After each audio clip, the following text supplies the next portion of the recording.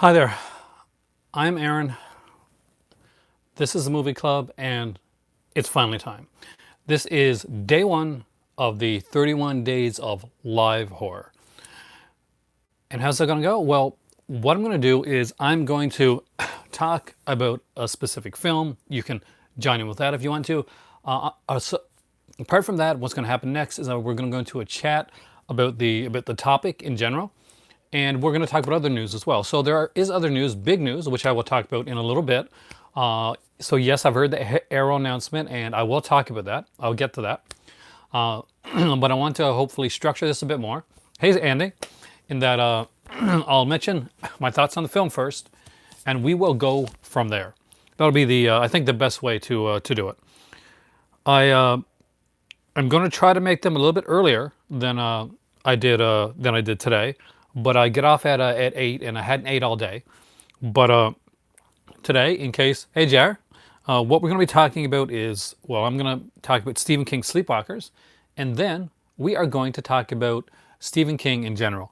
So it has been interesting to see the numbers fluctuate up and down on this video. So hopefully you guys are going to be here for the video. I'm going to open up there so I can see your messages along the way. And we got a lot. Hey, Simma Dave, Cat Lover, welcome.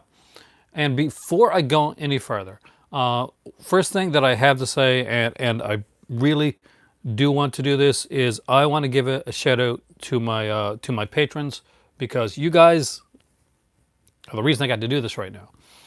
And that, so from special thanks out there for Dale, Brent, Shadow, Chris, hey Mary, Joey, Action Jackman, and Dennis. That, it means a lot to me, and you have no idea. It's one of the things that kept this going.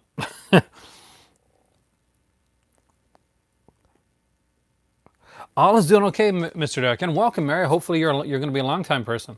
Welcome to the club. You're a member now. Hey, 13th Wolfman.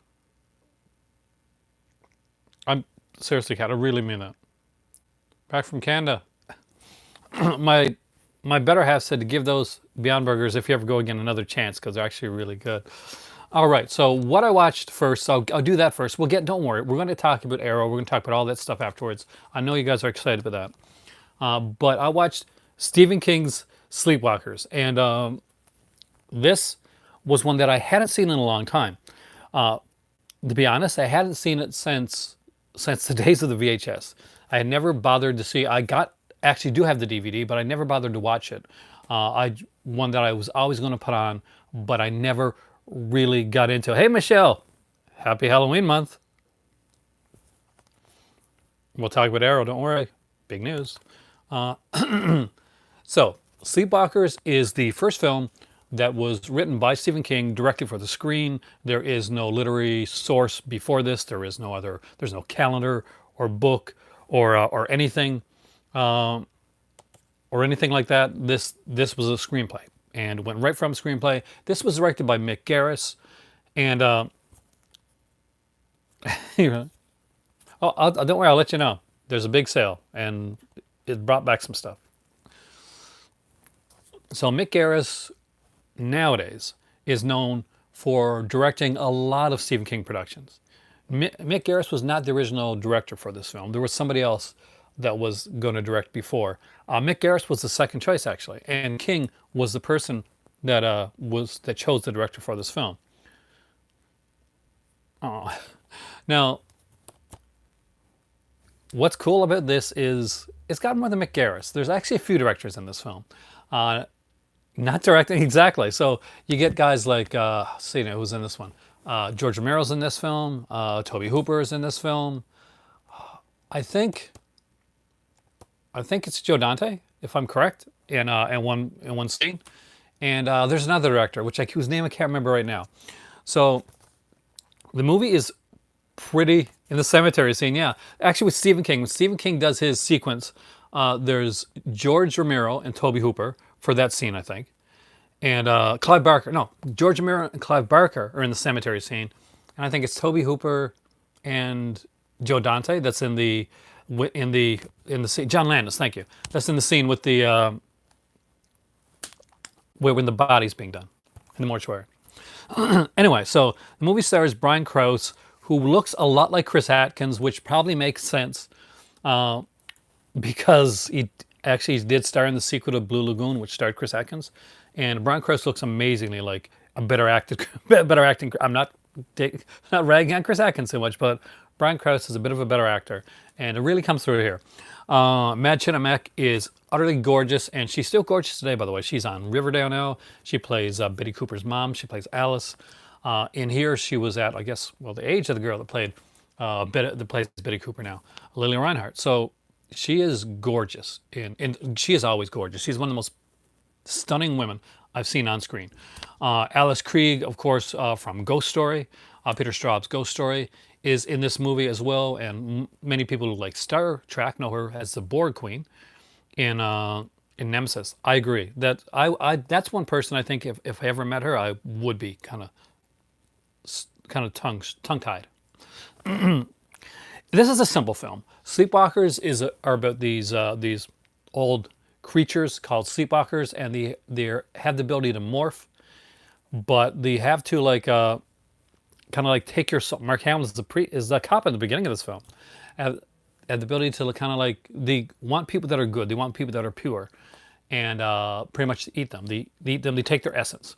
Now this, in a way, was played on in another film as well, called Cat's Eye. Pretty much werecats, except the cats, actual cats, are their mortal enemies. If they're clawed at all by a cat, it can be fatal to them. They actually put out traps around their home in the film here to try and capture bear traps to try and capture cats in. Now, once cats know the sleepwalkers are around the area, they start coming around the house, kind of protecting people from the sleepwalkers. It's kind of like there's a whole mythos to it, and I don't know. I don't think sleepwalkers is an actual thing. I think it's something Stephen King made up. It's genius, and I would love to see more on this. What's really good about this film, especially because it's an odd film, is you think it's gonna like kind of play out slow, and it doesn't. This plays out fast.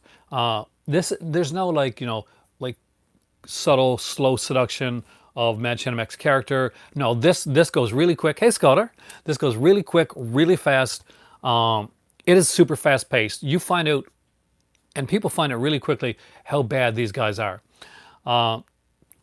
The effects are what the effects are for the time that they were done. There are some computerized effects which should and are dated by today's standards. But all in all, this is a solid film. I would definitely recommend picking this one up. The Scream Factory did a great job on this one. They got Mick Garris here doing auto commentary with Mad Chinamek and Brian Krause. There's interviews with Mick Garris and Alex Krieg, and do a special interview together with Brian Krause and Mad Chinamek. And there's like special makeup effects here.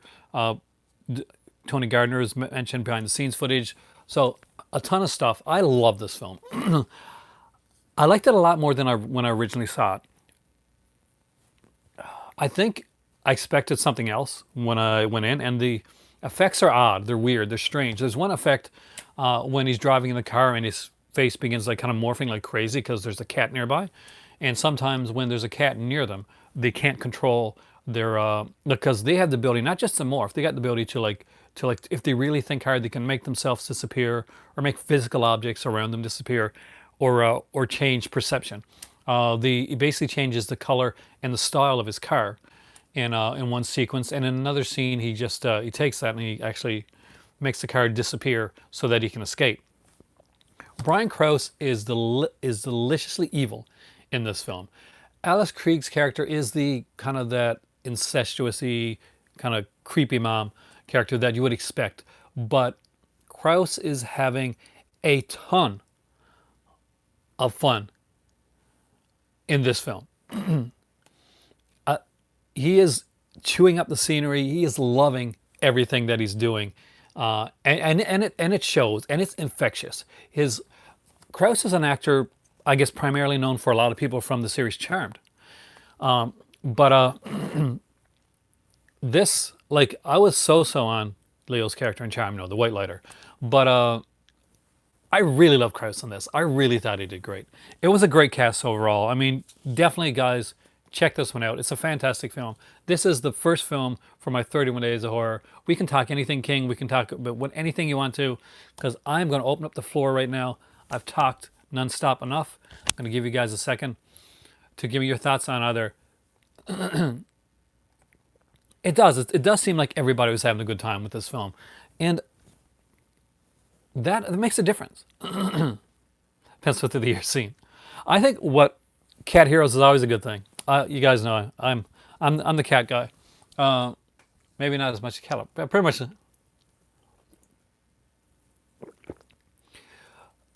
I got to go back and watch it again. Actually, Misery is a fantastic film. Scream Factory put out a great edition of Misery. I do recommend that. I got it for Christmas about 2 years ago, and when it came out here last year, and it was a really really solid release. There's a lot of great King out there, so the floor is open for anybody to talk about anything King, or Sleepwalkers, or anything else. Hey David, how's it going? And we will talk about the Arrow sale. I guess I'll mention it out of the gate right now. Arrow is having their big month-long October sale, and it's a little bit different this time because there's a couple things that were out of print that are back. So if you, for instance, I'll do this now because I know you guys are going to ask about this if I don't do it. If if you wanted this, that's on the Arrow sale. If you wanted this,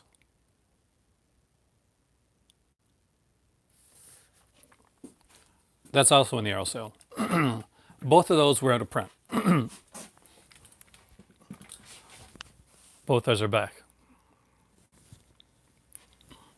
What King movie story relates to the cat one? Cat's Eye. There's a sequence in Cat's Eye where there's this goblin type creature that comes into the room and kind of like goes draw the essence out of the girl, pretty much killed the little girl, and it's the cat that protects her. So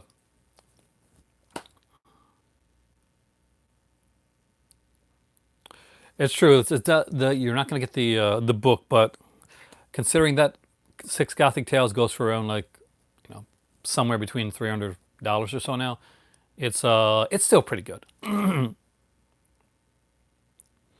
But it's the same films and the same features. You're just missing out on the book. It is a great book, but still, I do think Six Gothic Tales belongs in everybody's collection if they don't have it. Same with Sartana. Sartana, you're not missing a lot with Sartana one. It's. Is there a book with Sartana one? I don't think so. If there is, it's nothing that you're going to miss out on, because if I don't remember it, and I got the set, yeah, go for the Sartana one for sure. That's and it's £25. Am I excited about Doctor Sleep? I'm actually super excited about Doctor Sleep. I'm a huge fan of The Shining, and even though I'm more of a fan of the book of The Shining than I am of the film.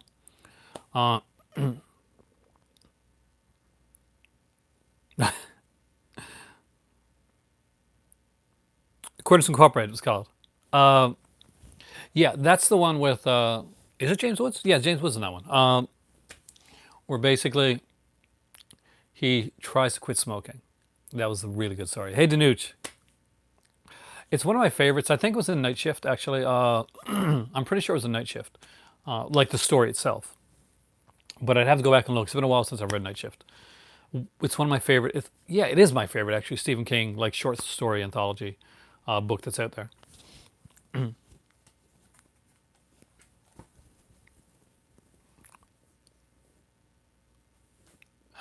Dark Half. I think that for Michael Rooker, though, to play the part that he played, look, he doesn't normally get to play the role of the good guy.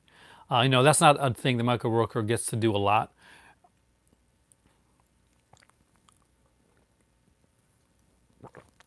In my work mug. So yeah, I actually had to go to bat for him for that. I haven't seen Thinner in years. I don't remember. I don't remember much about Thinner. That's the one with the Gypsy Curse, right? I kind of liked it. but it's one that I haven't watched in a long time, so I really don't know. The Long Walk would be fantastic. And that's another thing, guys. Warlock just mentioned one that hasn't been done. So I gotta say, well, we can talk about Stephen King as in books too. You don't have to just talk about that. Last Rung on the Ladder.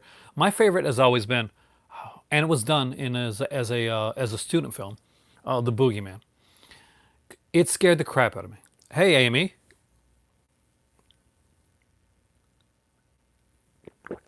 Hope Hooper did fantastic with that film, and I wish Hope Hooper would have done more stuff like that.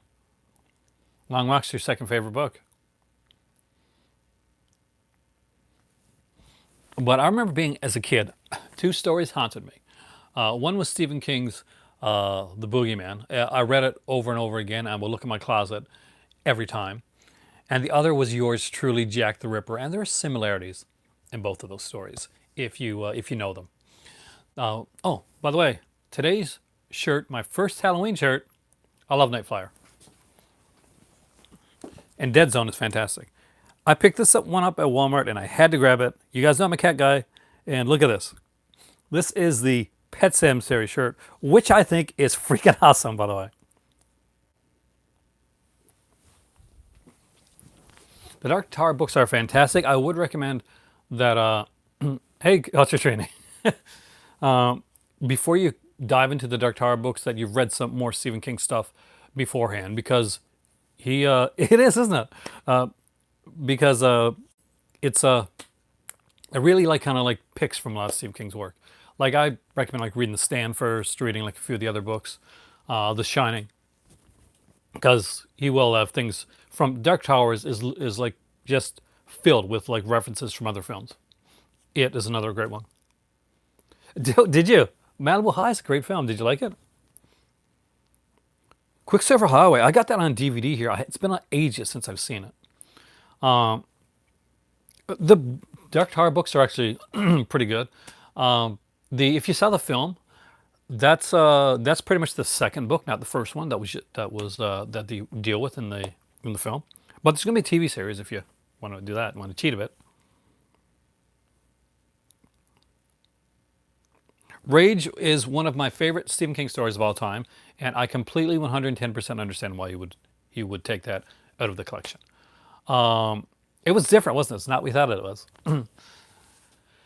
Rage was a story, guys, that is, I guess, a very, kind of prophetic to today in that it dealt with a teenage boy who takes his class hostage with a gun after killing his teacher.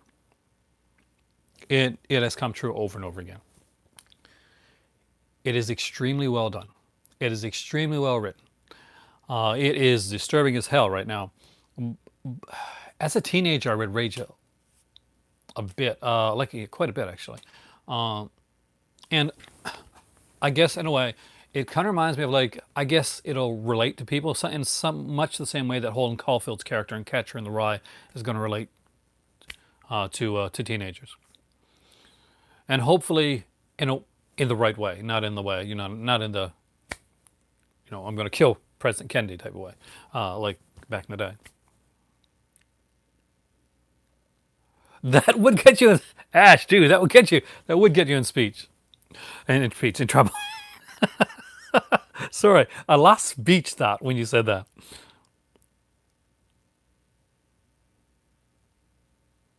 Wow, that's a nice quote. Night Shift. My favorite, I was going to bring it down, my favorite Stephen King book of all time, and I've mentioned this before. Night Shift's my favorite short story of him. Hey, Joseph, welcome. Is Danse Macabre. And if you haven't read it, I really recommend you do. And if you're a writer, Michelle, Stephen King's On Writing is also a fantastic book, which I do need to get, actually. I used to have it. I need to get it again. I had a lot of books on my Kobo, and I brought my Kobo to the beach this summer, and on the way back, it got knocked under some stuff, and and as you know, the screens aren't exactly the sturdiest. Bag of Bones. Is Bag of Bones your favorite? It's been a while since. I got to reread Bag of Bones just for you. I would do that just for you. You like his early stuff the most. Salem's Lot rereads really well. It took me a long time. Like I love the movie Carrie, but I will read. I promise. But the book Carrie, I didn't get into as much when I first read it. I'm not going to lie to you. There's a few novels, classic novels, that never really touched me in the way that I never really touched me. Never really touched me in the bad spots. Never really touched me there. The other one, I think that's part of the reason 13 Wolfman. And actually, I got to go more on that. It's part of. Oh my God, I totally lost my train of thought.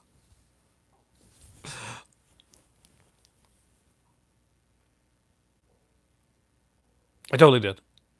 The Dead Zone is a fantastic. That is one of my all-time favorites.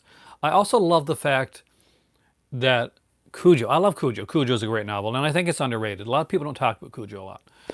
But Dead Zone and Cujo, of course, has the connection, and I really like that. I really dig the fact I remember reading Cujo, and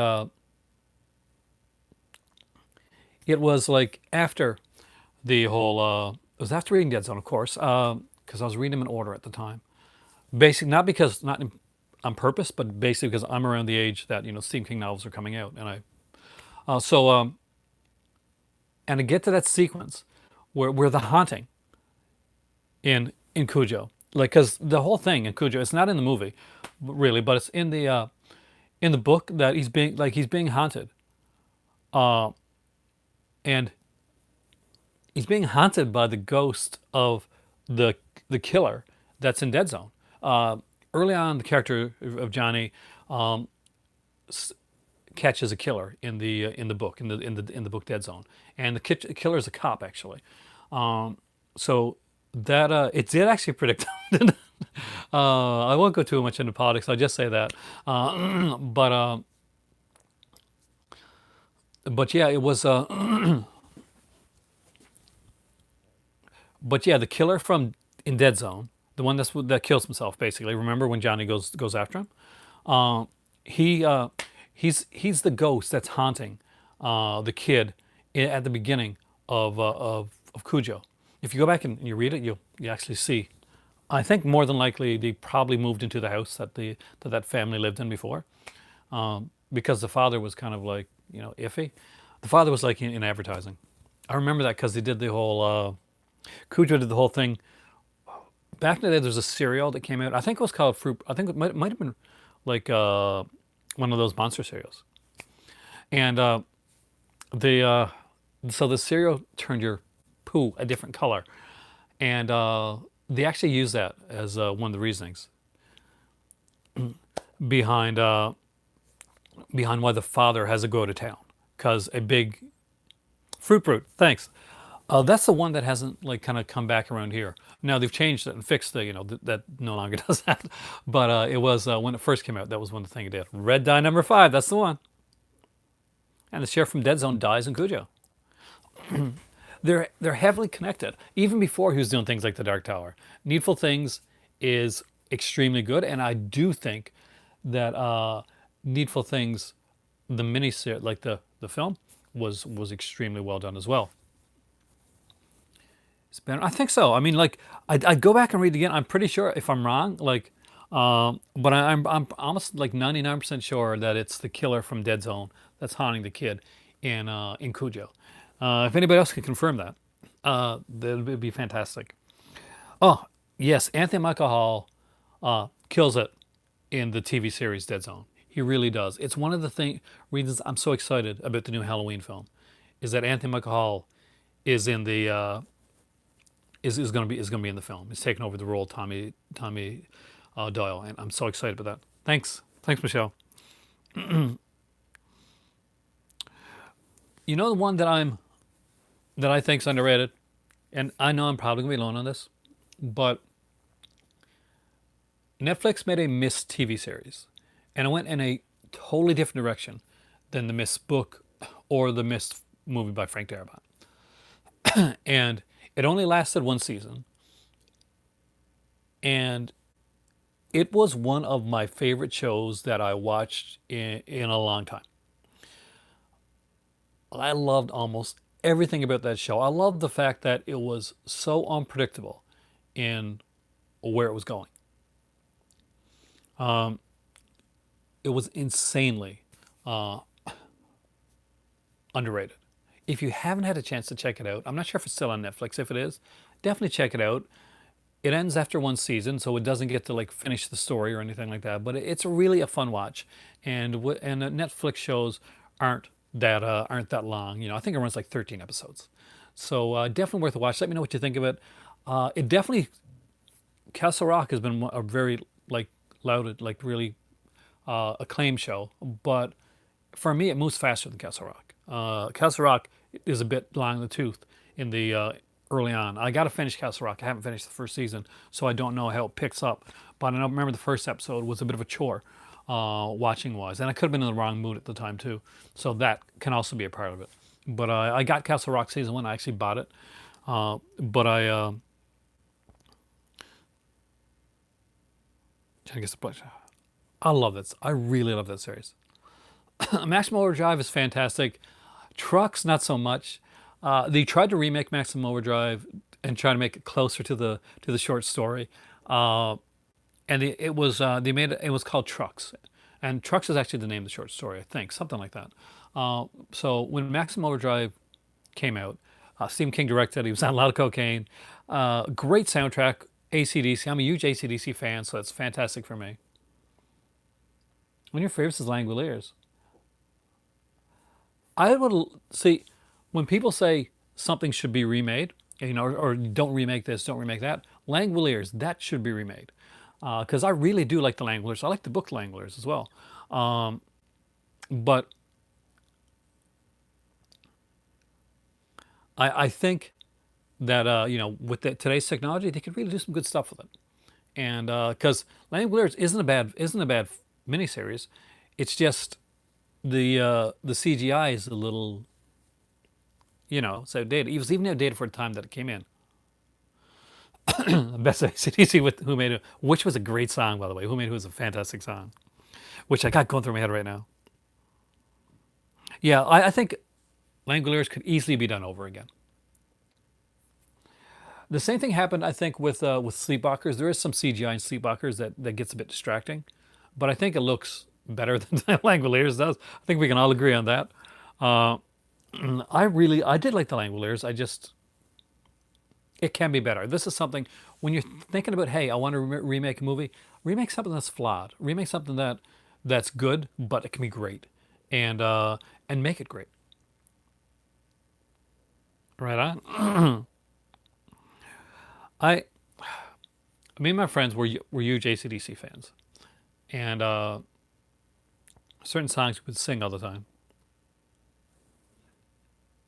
You didn't like Nightflyer? I actually really like that one. And that's the one with Sleepwalkers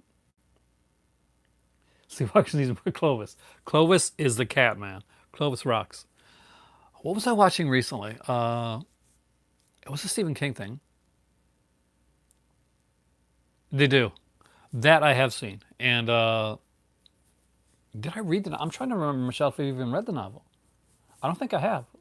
So I think that's one that I have. That's a good thing because that means there's a novel that I got to read. One novel that I can recommend that's been recommended to me recently is I think it's by Nick Cutler, and it's called The Troop. And apparently it's a really good novel, and you might want to check that out.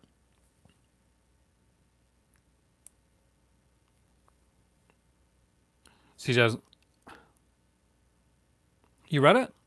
All right. So I recently got that recommended to me, and it's something that I'm actually going to pick up, and I'm actually going out to buy in the near future because I heard it's a fantastic novel that I have to read. Nightmares and Dreamscapes. I gotta watch that again. Thank you, Warlock. I wanted to talk about that. The Golden Years. Does everybody remember the Golden Years? Does anybody remember the Golden Years? And I do love that Puma, by the way, which unfortunately I don't think will get remade anytime in the near future, but it should. Golden Years came out when I was a teenager, and basically one summer they did this miniseries called The Golden Years, and The Golden Years was basically there was this old man. He was like a janitor at this facility, and I haven't read A Little Heaven yet either. I should pick them both up. Uh, and something happens to him so that he starts to de-age. He uh, he starts to get. It's more of sci-fi, like it's more science fiction. It's like when back in the day when they did a lot of those chase shows, basically where you'd have to kind of go from town to town doing stuff.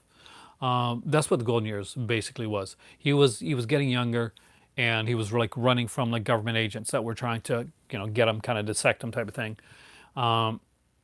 Is that when it was? 91. Wow. So the series went for a series on a Midsummer Replacement. I think it only ran 7 episodes, maybe something like that. I think it was ran 7 episodes. Unfortunately, they didn't pick it up afterwards. But I was always disappointed. They do rush kind of a. It does use the Dave Bowie song. They do they rush it and give it an ending, but it's never completely satisfying. Unfortunately, the Golden Years has never been completely put on DVD or Blu-ray. So even though they say on the Blu-ray it's a complete one, it's not. It's just still, as far as unless it's been changed, I think it's still the miniseries. But you'll still get to see the miniseries, and the miniseries does have like a kind of a tacked on ending to give the story an ending. But there's 7 episodes out there that definitely deserve to be seen. If you've never seen or watched The Golden Years, I definitely recommend checking it out.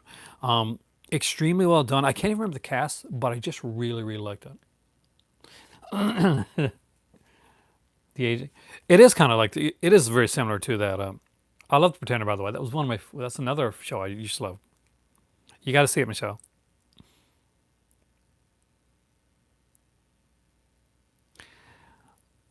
But Pretender was another show that had like a lot of those, like it goes back to The Fugitive and shows like that, right? Where basically the on the run, the Incredible Hulk had the same thing.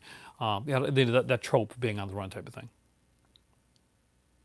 The Reach. Which one was that? Do you remember the Raft? Because remember the Creep Show. By the way, Creep Show first episode. I actually really enjoyed it. The second story really creeped me out. Like as I thought about it afterwards. Do you have the movies too? The TV movies? Get the TV movies. They're okay. They're not as good as the book as the series, but and also Jeffrey Donovan. He's the brother. I'm a huge fan of Jeffrey Donovan, guys.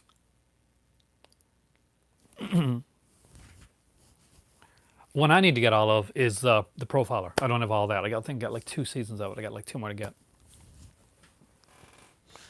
The Raft freaked me out, and the story like works so well in Creepshow 2. And Creepshow 2 wasn't my favorite Creepshow. A lot of people love Creepshow 2, but I was so invested in the first one, and I thought the stories were just so much better. And one of my favorite stories in Creepshow, in both Creepshows, is one. Andrew Parker's gorgeous, and it's got John Grease in it, who is amazing, by the way, in everything. Also awesome in Fright Night too. He plays was it Boots or something like that? Is the character's name is? But my favorite story in the Creepshow series, not the TV series, but in the movies, was Raph is the best part of Creepshow too. But for me, I love the lonesome death of Jordy Verrill. It's comedic. It's a one man show pretty much, 2 man really. With the like the fantasy sequences from Jordy Verrill, played by Stephen King, and it's just I've always had a dark sense of humor, and the Lonesome Death of Jordy Verrill, like it just hits that spot, like that humor spot for me, and I still remember that whole, you know, when the meteor breaks in half, and he's like, I wouldn't give you $20 for that meteor now that it's broken. You like Hitchhiker? Give me the Silver Bullet. Bernie Wrightson. He did the art for the well. It wasn't called Silver Bullet then, was it? It was called Cycle of the Werewolf, right? He did the art for that when it was called Cycle of the Werewolf. Uh,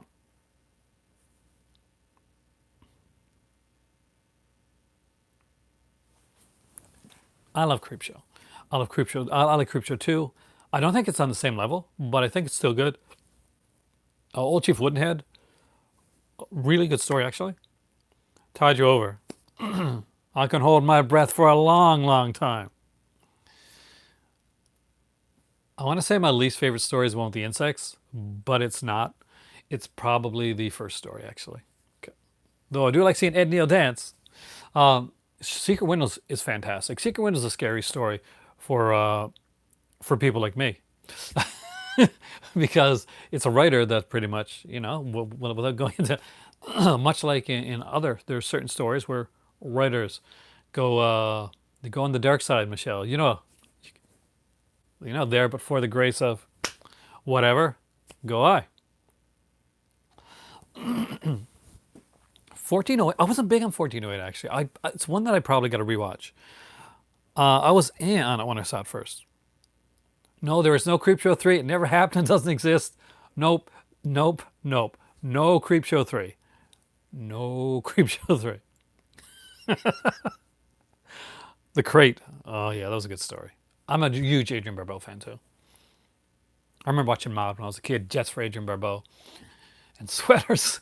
Okay, moving on. Last time Leslie Nielsen was in a serious role. Is it really? Because I guess after he did like Police Squad, The Naked Gun, the airplane movies, airplane, yeah, the airplane films. Going to do like Mr. Magoo. Are you serious? I did, Michelle. I'm not gonna lie, and you know me. I'm Canadian. I apologize for everything, but I no man, that is bad. Here's the thing: the people, certain people went out and they bought the name. They stole the name to Creepshow, and they stole the name of Day of the Dead. And you know what they did? They they made horrible films out of them. Really? I can't. I'm Tales from the Dark Side is Creepshow 3. And like maybe I gotta watch it again. But it's really bad. And I watch things. And maybe if it was called something else, I would be more forgiving of it, right? Good. If you haven't seen it, Gerald's Game is one I recommend. It's gonna stress you out a bit, but the book is fantastic. It's a great book, and for once, great adaptation from Netflix for Gerald's Game. Do recommend that one. That is really well done. I almost forgot Gerald's Game. It's a shame. God, people forget it a lot, actually. You're teaming up on me, man. You're teaming up on me. I'll give it another shot. I will. For you guys, I will give it another shot. I trust your guys' opinion. The adaptation's actually good. Surprisingly, like for me, I'm not normally like it's a really hard one to adapt, but man, did he ever do a good job with Gerald's Game. Um, it is, yeah, spot on. Graveyard Shift, I love.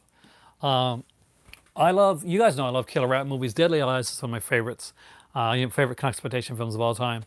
And I also love, of course, the one that I don't own it yet. Peter Weller did. Well, Shannon Tweed plays his wife, and he's like trying to this. What is that called again? Uh, where basically the rat is coming after Peter Weller. Like he's basically destroys his house trying to get it. It's not Willard because it's Peter Weller. You know the guy who was in RoboCop. Um, and Shannon Tweed, who's from Newfoundland. So right on, us Newfoundlanders.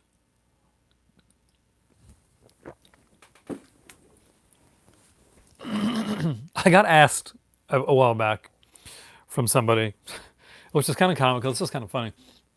He was like, "So Shannon Tweed's from Newfoundland," and I'm like, "Yeah." He said, "Natasha Henstridge is from Newfoundland. Do all the girls look like that?" No, that's no. And all the girls like don't look like Ezzy Argento in Italy. It's just reality. People look different. Of unknown origin. Thank you. Um, I love Of Unknown Origin. I gotta get that. I think Screenpod did as well. What's the worst adaptation? That's a great question, everybody. So, Third Wolfman said that he thinks the worst adaptation of a King novel, King story, is Desperation. Oh my God, it's been a long time. I don't even remember Desperation. Money. It was cheap to make, and it had King's name. But no, in all seriousness, I was asked that question recently.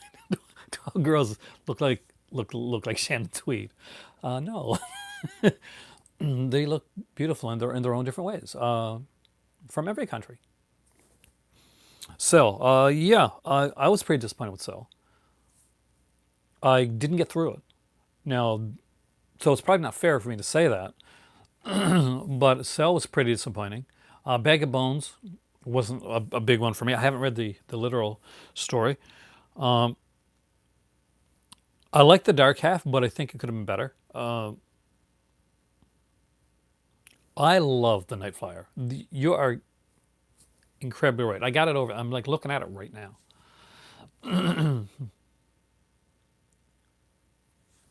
The Shinging, no, The Shining. Actually, yes. Technically, the worst adaptation of a Stephen King story would probably be The Shining because it's really nothing like the novel. It makes it's its own thing. It's a great film, but as an adaptation of a Stephen King novel, it's not. Uh, Somebody mentioned one here that I was thinking of actually. Tommy Knockers. Yes, Tommy Knockers. Some people love it. Some people love Tommy Knockers. Think it's fantastic. I'm on the fence, but I'm trying to think the worst King adaptation. I really uh, the Cell, the Children of the Corn remake wasn't the best either. It was okay though. I'll give that a pass. Sam's Out remake wasn't that great with Rob Lowe, Rutger Hauer. It was okay, but I missed the character that was not in the novel.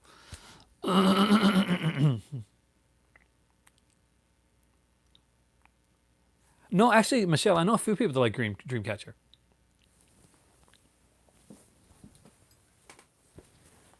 But you know how many movies, Michelle, that I like that pretty much nobody else likes? Nobody's mentioned Fire. I saw Firestarter in the theater. I love Firestarter. They actually had a sequel to Firestarter for a showcase, I think, with Michael McDowell in it. I got them both here on DVD. But I love Firestarter. I loved all the. I actually love, and I'll go out there and I'll say this. I loved all the adaptations of Carrie.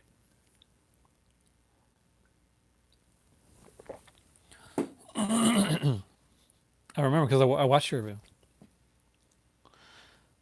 I gotta hold on. My throat.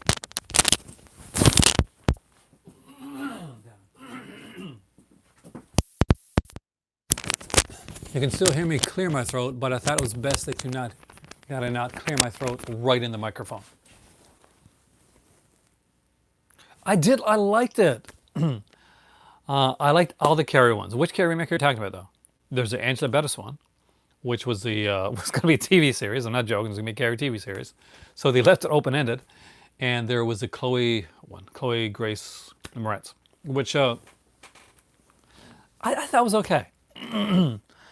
And I'll tell you what I liked about it. What the one thing that I really liked about the new Carrie Carrie remake that was done, and that basically was the fact that the mother in the original Carrie is terrifying, but we learn more about the mother, and there's more depth to the mother in the new Carrie, and I like that fact. I like the way that they did it. You are not leaving. Don't make me ground you. Uh,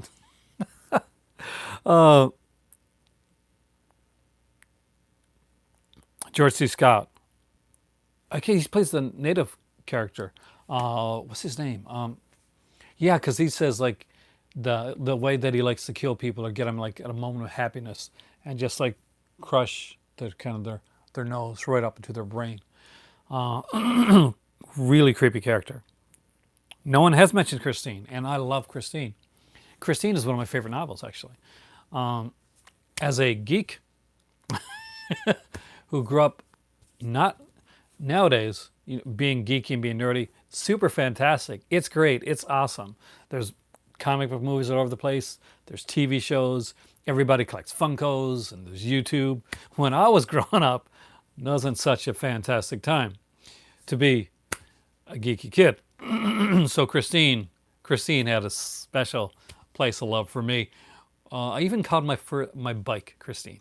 My first 12. I loved it.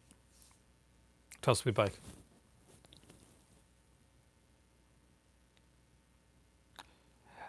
Well, yeah, there is like some huge differences between Christine, the book, and the Man Who Loved Tom Gordon. Man, I haven't heard that one in a long time.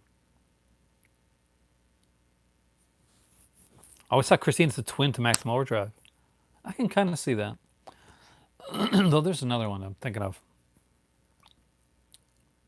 I always thought Carrie is a twin to Christine because they both were, had those kind of like teased, bullied, put upon kind of lead characters. Except they keep Carrie White more sympathetic than they do Arnie in the Christine. Stand by Me, great soundtrack, great movie. The story, the body, fantastic, and one that I read over and over again. The Wraith. I remember The Wraith. That needs a good edition. That was the Charlie Sheen film, actually. Back before, he had the blood of a tiger and all that stuff. Uh, it's a really good film, actually, guys. If you ever get a chance to check it out, Wraith is actually really cool. You haven't seen it in a long time, but I remember really liking it. I think it's on Amazon Prime. I'm waiting for it to get a good edition out there.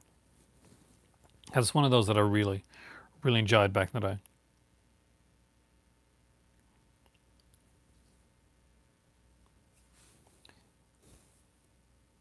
Dolores Claiborne.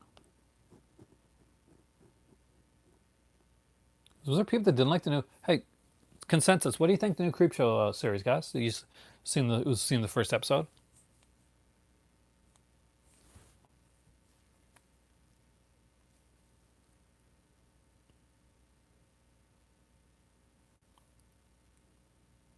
I thought it was good. Um, the first story is definitely goes more in a Lovecraftian way, and the second story does. The second like I thought they were both good stories, but the second story actually kind of scared me. I thought it was going to go in a Jordy Verrill way, but it really didn't. It was so not a rip off of Jordy Verrill. That was way more serious than Jordy Verrill was. Uh, did I miss something you said, Michelle? Dolores Claiborne, I really like. It's been ages since I've seen it. Since I've seen Claiborne, but I always see it not so much as it's more of a dramatic story, a definitely different type of King story, and it's one of the stories, one of the books, and that showed just how how much range King had for people that thought he was just just a horror author, he just creates spooky stories. I think Dolores Claiborne is one thing that really says that. I just spoke about Dolores Claiborne, which I thought was fantastic. No, I mean like there is a Stephen King short story in it. There is a Joe Hill short story in it. Uh, the son of Stephen King, but it's going to be like different adaptations of different stories. So it'll be really well done. If I had any complaint or anything that I think um, is a mistake, not so much a mistake as in I hope that they change this as the series goes on, is in Creepshow they have a fantastic uh, creep character, like kind of puppet, like whatever. That's the way it's done, and it laughs, but it never speaks. And I don't know if they made the decision for it not to speak because of the parallels that might have with Tales from the Crypt. But oh yeah, I picked up a lot of Easter eggs on that one actually, um, especially with the missing animals. Do you see like church and other things? But he should talk. The creep should talk. It should have a voice. and it makes the sequences in between it, like those, like the opening things, a bit awkward when it should be more scary or fun. You see the creep, and you see him move a little bit. Hey, Wheels, welcome. Was I know I didn't. I missed out on that one. What was the rug in the dollhouse? The Mangler. Oh, the Mangler is probably that is one of his worst actually. But I still enjoyed it though. It's weird. I mean, like it's like the worst Stephen King is just still better than some of the mediocre stuff of some other people. I'm just a King fan. Was it like The Shining rug? What was the rug in the dollhouse? I'd say I'd go back and watch, but I really got freaked out with that dollhouse story. I never thought I would care. So West from the Overlook. I never ever thought I would care so much about a family of dolls as I did. You love the Mangler? Did you see the Mangler too, though? We are talking. Well, it's the first day of 31 Days of Horror, and we are talking Stephen King, The Running Man. I haven't seen that in ages. Did you see all the missing animals? And they had Cujo and Church and all of them there in the on the board when they were at the in the first story. The monkey's paw. There's been a few. I mean, the most recent one I haven't watched yet, but I bought it from Scream Factory actually, around two Halloweens ago.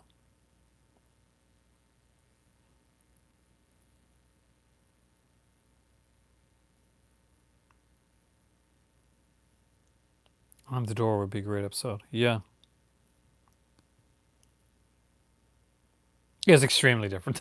There's one different from the book. That was my favorite, like sequence in the. I liked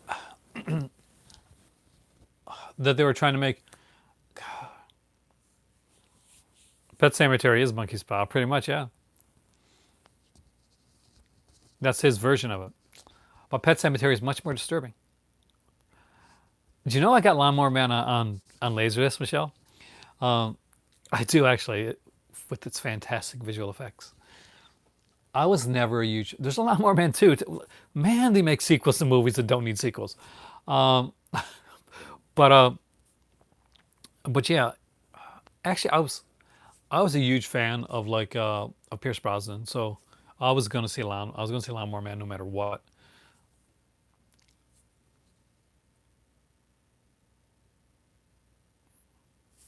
All right, Mug, the floor is open. What's the rumors about the VSAs? No, no, dude, never lacking in saying your opinion. I actually liked Pet Cemetery too, but it's not as solid as the first. But I do like it. Clancy Brown's in it, and Edward Furlong. Somebody mentioned something that I really like. I think they did. Yes, sometimes they come back. I like sometimes they come back. Yeah, Lawnmower Man.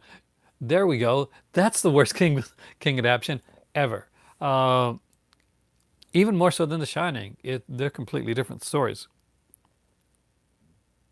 Michelle, you won. You win the no prize of worst King adaptation. Uh,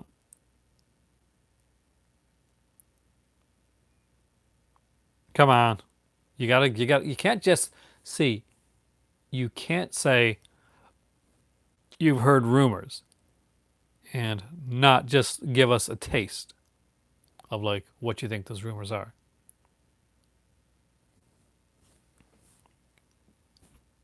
Because it's just rumors, it's just talk, just chat among friends. Don't tell anyone. Go ahead, speak your mind, Mug. What do you think the VSA is?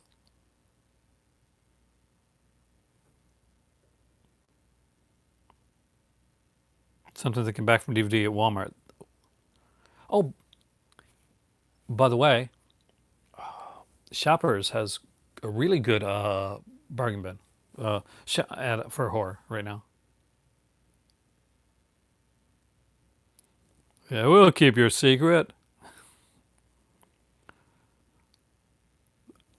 As a werewolf fan, as a guy who used to read Rob McCammon in college, yeah, I agree actually. Sometimes I get back as fun. I actually like the sequels as well. I didn't mind that. Yes, I was actually talking about that earlier. Sartana set is back. Well, I guess a new version of it, a new iteration of the Six Gothic Tales set is there as well. So great stuff to check out. And what I'll do is I had planned to do it tonight. I will probably do it. I'll try to do it tomorrow or Friday at the latest because the sale's going on for a bit.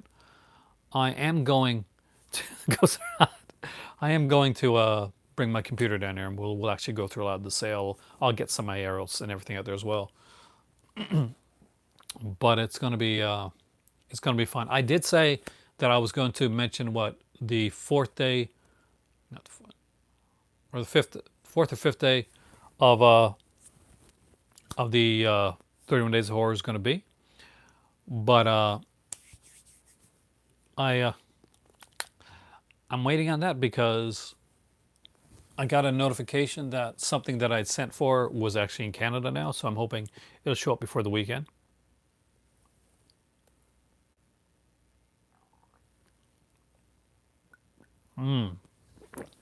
I can promise you some Italian horror coming my way on here. Obviously, you guys know that I'm going to be talking about Murder Rock, which I'm actually very excited about, so I'm not going to say anything else about it there. But people mistakenly always consider Murder Rock Flashdance as a Giallo. I'm going to say right now, the one thing I will say about it, Murder Rock is Alan Parker's fame as a Giallo.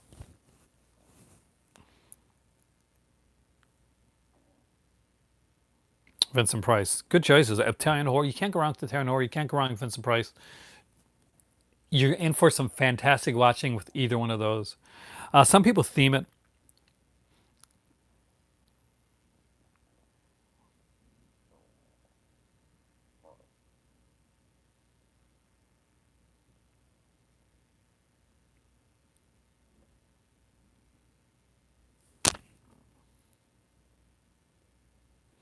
Seeing pictures of the Criterion. Some people were complaining about the Criterion Godzilla set. They thought it was too big.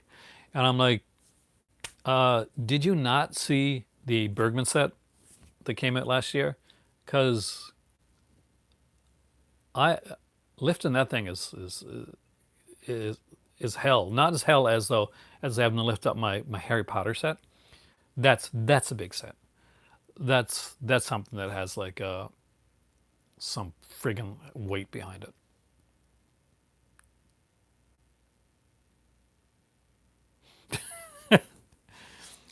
I'm excited about the Godzilla set, and it's kind of thin. It's kind of like a thinner book thing. It looks to be thinner, but I'm really excited about that. Tartan Asian films. Oh, you're doing Tartan Extreme. That's cool.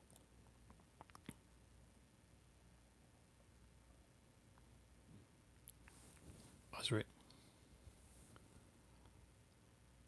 I don't think it's gonna be that heavy. Honestly, I really don't. I think it's gonna be lighter. People may complain that it's lighter than the Bergman set because it looks to be thinner, and the Bergman set is big. Like it's got a big book with it, a big coffee table book. As far as I know, there's no huge coffee table book. I wish there was with the Godzilla set. That would be fantastic. Yeah, let me know actually, because that is one that I do want. I'm getting sometime, hopefully around Christmas. So I'll probably get it during the November sale.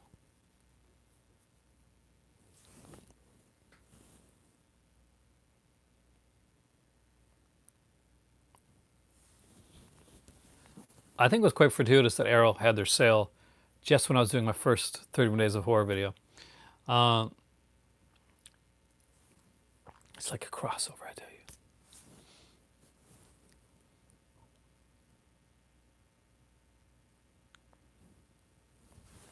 But there we go. Every Friday this month. Are they really? I'm not going to watch them because I'm not going to. I don't think I want to see them again until I actually own the set. Then I'll sit down and watch them, kind of like enjoy them at my own leisure in the best possible quality. Which I'm sure Turner Classic Movies is going to be great quality, but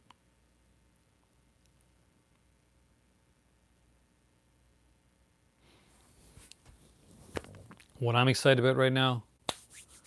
Oh, by the way, if anybody, I'm not sure if there's any Doctor Who fans on here, um, but on Amazon.ca, they just decreased the Doctor Who box sets that are coming out by, well, by quite a bit. I think the one that I had, the John Pertwee one, decreased by $20 actually.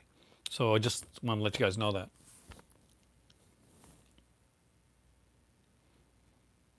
And she wanted, oh,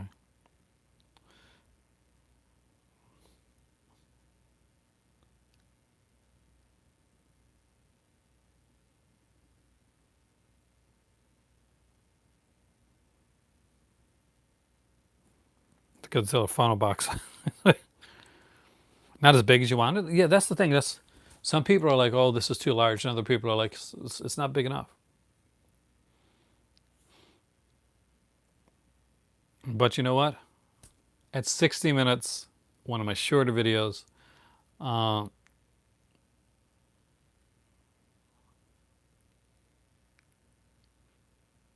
what's different with the news? Let's tell you what. Let's go check before I was going to end the video, but let's find that out first. Let's go to the Arrow website.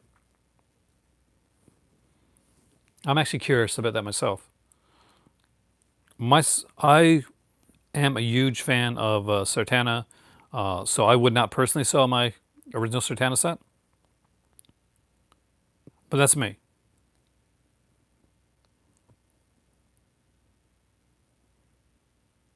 Looks almost the same. What the heck is different about it? So let's see what's missing. Let's go to details.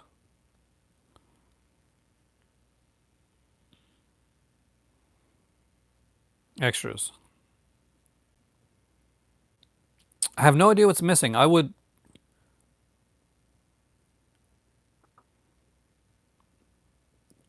Because when it shows the picture, it actually shows um, all the uh,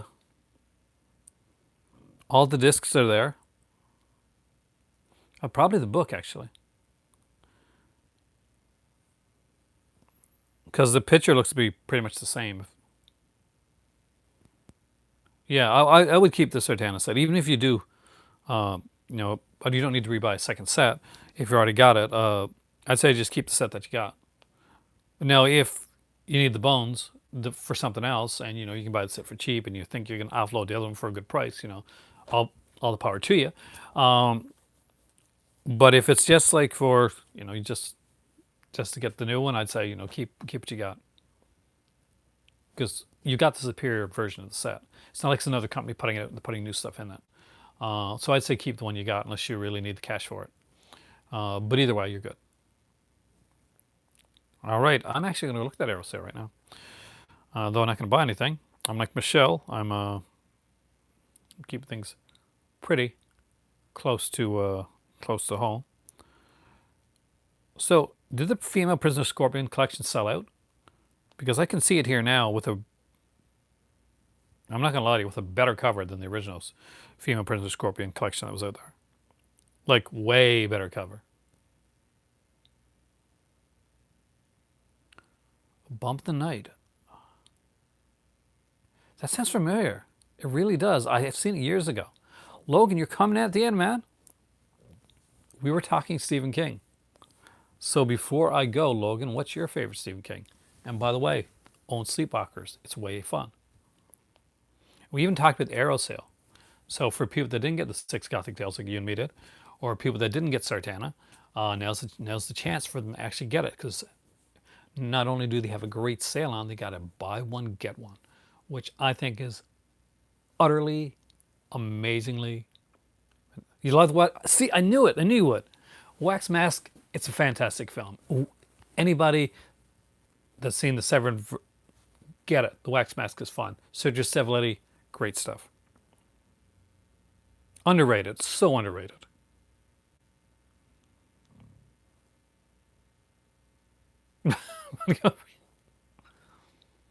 Book Green Mile. Nobody mentioned Green Mile actually.